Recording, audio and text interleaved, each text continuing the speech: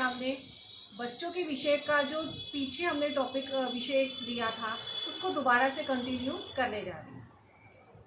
उस वक्त हमने देखा था कि बच्चा पढ़ता नहीं है। आज हमारा विषय है कि क्या आपका बच्चा जिद्दी है। अगर आपका बच्चा जिद्दी है तो आपको भी बहुत परेशानी उठानी पड़ती है। कुछ जिद तो बच्चों की सकारात्मक भी होती है कि मुझे ये लक्ष्य हासिल करना है या मुझे इस मुकाम तक जाना है या मुझे ये करना है, लेकिन अधिकतर जिद बच्चों की आजकल नकारात्मक ही होती है, क्योंकि आजकल के बच्चे अपने पेरेंट्स के आगे ऐसी डिमांड करते हैं जो माँ बाप वो डिमांड पूरी नहीं कर पाते। आजकल के बच्चे अपने पेरेंट्स को कुछ भी नहीं समझते। माता पिता चाहे जितना मर्जी समझाते रहे, लेकिन बच्चे जिद्दी होकर ढीठ बनकर अनसुना कर देते हैं।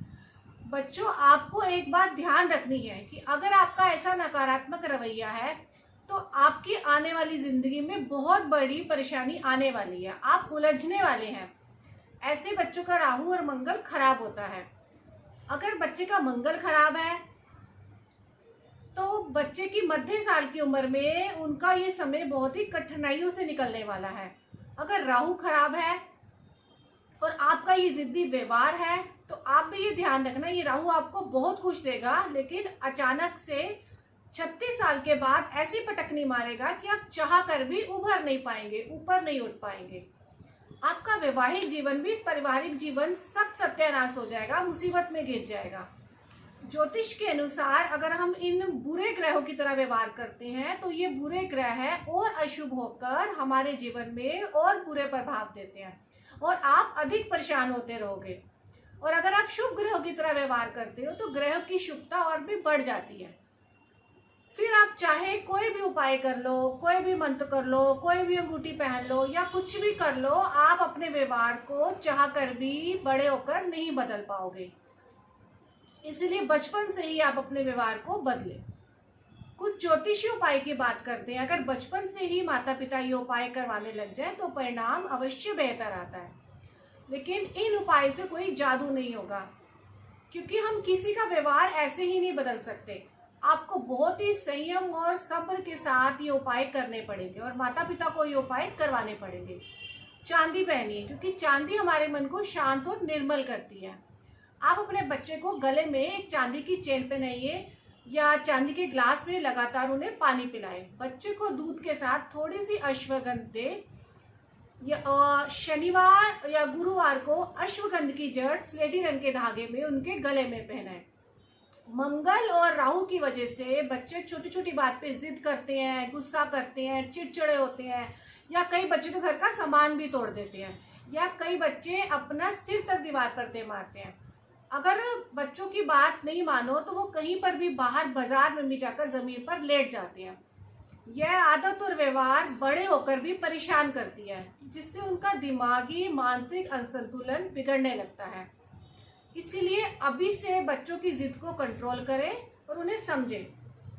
आप उपाय करें।